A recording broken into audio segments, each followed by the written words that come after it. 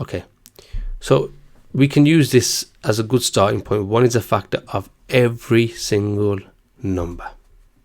Every number 1 is a factor. So that should always be where we start. Let's look at 24 then. 1 goes into 24. Definitely 1 goes into 24. 1 times what? 1 times 24 is 24.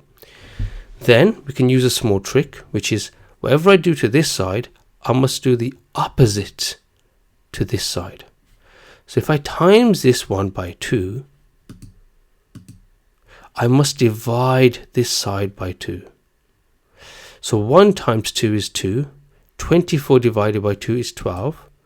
And I get another pair. What's 12 times 2? Also 24.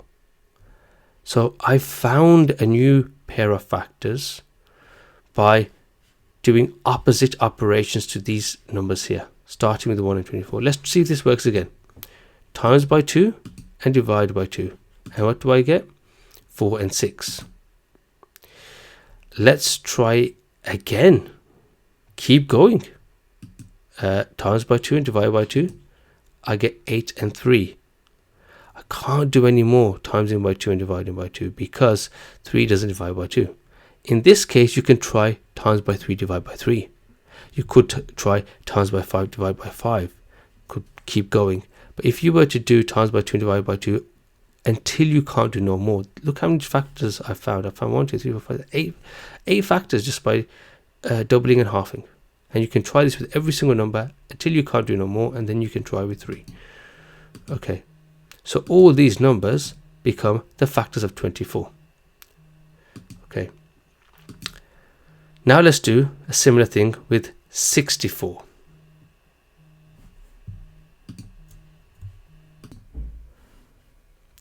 Okay. Find the factors of 64. So 1 is always a good starting point. So let's start with 1 times 64. Okay. Now I'm going to double and half this until I can do no more. So double, half, double, half. 2 and 32. That times together gives me 64. Double and half again. 4 and 16. Double, half. Let's do it again. 8 and 8.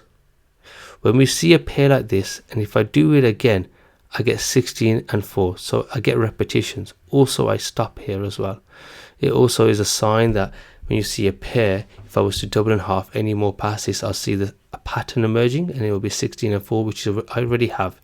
So you don't want repetition. So when you see a pair, it usually is a sign that if you were to do another step, it will lead to repetitions. So there are all the factors of 64. It is a process of inspection. When we do a lesson going forward, there are ways we can know absolutely sure without any doubt we have all the factors. But this method here is an inspection method.